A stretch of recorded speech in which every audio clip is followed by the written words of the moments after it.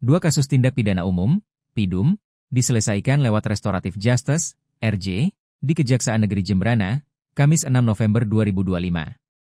Adalah kasus penganiayaan dan juga pencurian yang dilakukan warga. Setelah proses RJ, 3 orang tersangka dinyatakan bebas. Namun, mereka tetap diberikan sanksi sosial berupa mengabdi di tempat ibadah. Di sisi lain, salah satu pelaku yang sudah RJ juga diberikan modal usaha dari jaksa fasilitator. Modal usaha tersebut diharapkan bisa membantu pelaku untuk membuka usaha dan tidak mengulangi perbuatannya lagi. Penyelesaian perkara ini ditandai dengan pelepasan rompi tahanan dan penyerahan surat ketetapan penyelesaian perkara, SKP 2. Menurut data yang berhasil diperoleh dari Kejari Jembrana, kasus pertama adalah penganiayaan yang dilakukan oleh 2 orang warga yakni Adi Seswanto dan Irfan Maulana. Mereka awalnya dinyatakan melanggar pasal 170 ayat 1 KUHP tentang tindak pidana pengeroyokan karena tersangka telah melakukan kekerasan bersama terhadap korban Agus Aryawan. Pengeroyokan tersebut mengakibatkan korban Agus Aryawan mengalami luka terbuka dan lecet pada kepala samping kanan, luka lecet dan memar kepala belakang samping kiri, namun tidak menghalangi saksi korban Agus Aryawan untuk beraktivitas sehari-hari. Pengeroyokan tersebut ditengarai adanya kesalahpahaman. Saat kejadian, kedua tersangka disebutkan dalam pengaruh minuman keras.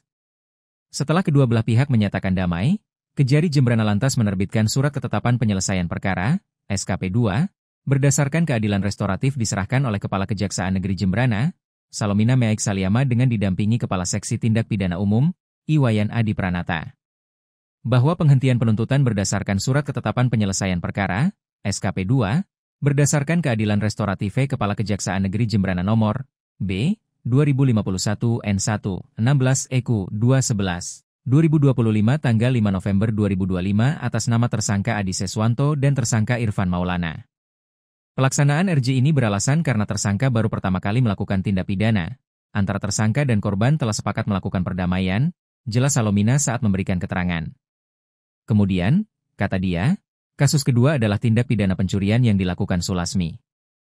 Ia awalnya disangkakan melanggar pasal 362 KUHP atau pasal 367 ayat 2 KUHP karena tersangka mengambil kartu ATM milik korban yang merupakan saudara iparnya. Tersangka kemudian menyembunyikan kartu ATM tersebut ke bawah lepitan baju di dalam lemari dan kemudian menarik uang sebesar 3,2 juta rupiah lebih melalui agen sebuah perbankan di salah satu warung wilayah Desa Melaya. Setelah ada perdamaian antara kedua belah pihak, Kejari Jembrana menerbitkan surat ketetapan penyelesaian perkara, SKP 2, berdasarkan keadilan restoratif Kepala Kejaksaan Negeri Jembrana nomor B 2024 N1 16 EOH 211 2025 tanggal 5 November 2025 atas nama tersangka Sulasmi.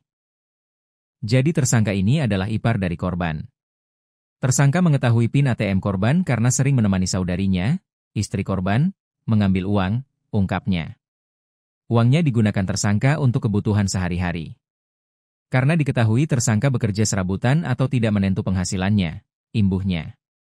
Disinggung mengenai modal usaha yang diberikan kepada pelaku, Salomina mengakui murni dari inisiatif jaksa fasilitator Kejari Jembrana. Harapannya, dia, tersangka, tak mengulangi lagi perbuatan yang sama di kemudian hari. Tujuannya murni agar dia nanti memiliki usaha di rumahnya dan mendapat penghasilan, tandasnya. Download Tribun X sekarang, menghadirkan lokal menjadi Indonesia.